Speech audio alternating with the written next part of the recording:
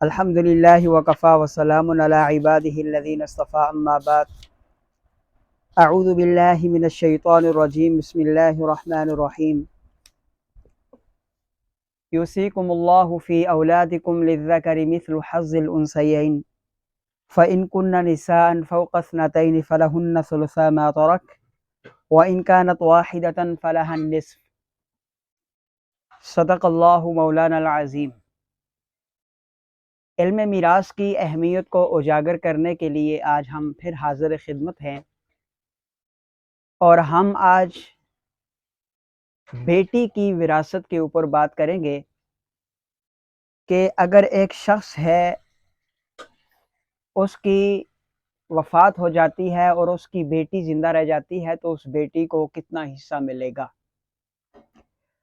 تو بیٹی کو وراثت میں حصہ ملنے کی کل 3 حالتیں ہوتی ہیں۔ سب سے پہلی حالت یہ ہے کہ بیٹی کو میت کا نصف ترکہ ملے گا اگر وہ اکیلی ہو اور اس کے ہمراہ میت کا کوئی اور بیٹا موجود نہ ہو۔ بیٹی کو میت کا نصف ترکہ ملے گا، یعنی اس کو آدھا حصہ ملے گا۔ یہ اس صورت میں ہوگا کہ جب اس کے ساتھ میت کا کوئی اور بیٹا موجود نہ ہو۔ مثال کے طور پر ایک آدمی فوت ہوا، اس نے اپنی بیٹی، بیوی اور چچا کو زندہ چھوڑا، تو اب بیوی کو 8واں حصہ ملے گا کیونکہ اس کی بیٹی موجود ہے، میت کی بیٹی موجود ہے، اور بیٹی کو آدھا حصہ ملے گا کیونکہ بیٹی اکیلی ہے اور اس کے ہمراہ میت کا بیٹا موجود نہیں ہے، تو چچا عصبہ بن جائے گا۔ تو اس صورت میں اصل مسئلہ جو ہے وہ 8 سے شروع ہوگا۔ 8واں حصہ یعنی ایک حصہ بیوی کو ملے گا، آدھا حصہ یعنی 4 حصے جو ہوں گے وہ بیٹی کو ملیں گے، اور جو باقی بچیں گے، ایک حصہ بیوی کا ملا کر، 4 حصے بیٹی کے ملا کر، باقی یہ 5 ہو جاتے ہیں، اور باقی 3 حصے بچتے ہیں۔ وہ 3 حصے جو ہیں وہ چچا کو مل جائیں گے چونکہ چچا عصبہ ہے۔ یہ اس صورت میں ہے کہ جب ایک مرد فوت ہوا اور اس کی بیٹی رہ گئی یا والد فوت ہوا۔ اب اگر کوئی عورت فوت ہوتی ہے، ماں فوت ہوتی ہے، تو اس کی بیٹی زندہ بچ جاتی ہے، تو اس صورت میں کیا ہوگا؟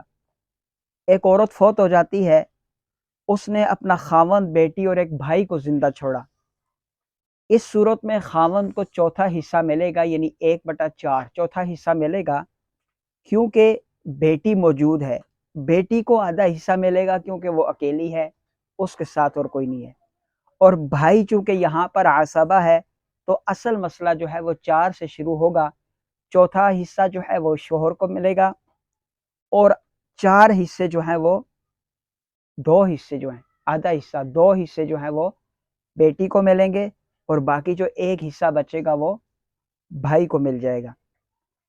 اب تیسری حالت، بیٹی کو 2/3 ملے گا اگر وہ ایک سے زیادہ ہو۔ جو پہلی 2 صورتیں ہیں ان میں یہ تھا کہ بیٹی ایک ہے، اب یہاں پر یہ چیز ہے کہ بیٹی ایک سے زیادہ ہوں، 2 ہوں یا زیادہ، تو اس صورت میں بیٹیوں کو 2/3 ملے گا۔ یہ بھی اس صورت میں ہے کہ جب ان کے ساتھ بیٹا موجود نہ ہو، اور یہ جو 2/3 حصہ ملے گا اگر 2 بیٹیاں ہیں، 3 بیٹیاں ہیں، 4 بیٹیاں ہیں، تو یہ 2/3 حصہ ان کے اندر برابر برابر تقسیم کر دیا جائے گا۔ اس کی مثال سمجھئے، ایک عورت فوت ہو گئی اور اس نے اپنا خاوند اور 2 بیٹیاں اور ایک چچا زندہ چھوڑا ہے۔ اب خاوند کو چوتھا حصہ ملے گا اور 2 بیٹیوں کو 2/3 حصہ یعنی 2/3 ملے گا کیونکہ بیٹیاں زیادہ ہے اور بیٹا موجود نہیں ہے۔ اب چچا عصبہ بن جائے گا اور اصل مسئلہ جو ہے وہ 12 سے شروع ہوگا۔ مثال کے طور پر خاوند کو 3 حصے ملیں گے، 2 بیٹیوں کو 8 حصے ملیں گے، وہ آپس میں تقسیم کریں گے، اور وہ 2 بیٹیاں ہیں تو 4 حصے ان کو آئیں گے، اور باقی بھی پیچھے بچتا ہے ایک حصہ، وہ چچا کو آئے گا چونکہ یہاں پر چچا عصبہ بن جاتا ہے۔ تیسری حالت، بیٹی بطور عصبہ وارث ہوگی۔ تیسری حالت میں بیٹی بطور عصبہ وارث ہوگی میت کے بیٹے کی موجودگی میں، اور جائیداد ان کے درمیان للذکر مثل حظ الانثیین کے قاعدے کلیے کے تحت تقسیم کی جائے گی، یعنی بیٹے کو 2 حصے ملیں گے اور بیٹی کو ایک حصہ ملے گا۔ پہلی دو حالتیں وہ تھیں کہ بیٹی اکیلی ہے، بیٹا موجود نہیں ہے۔ اب یہاں تیسری حالت کے اندر بیٹا موجود ہے۔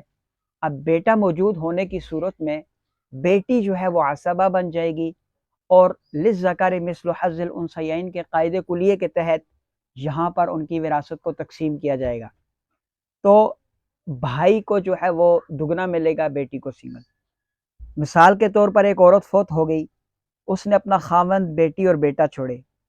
خاوند کو چوتھا حصہ ملے گا، بیٹی اور بیٹا دونوں عصبہ ہیں۔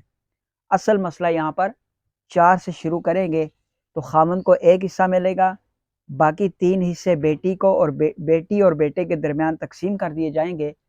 تو اس صورت میں بیٹی کو ایک حصہ ملے گا اور بیٹے کو 2 حصے ملے گا۔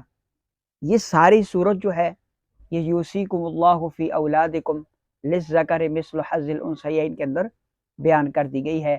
اللہ تعالی مجھے بھی اور آپ کو بھی علم میراث کو صحیح معنوں میں سمجھنے کی اور دوسروں کو سمجھانے کی توفیق عطا فرمائے۔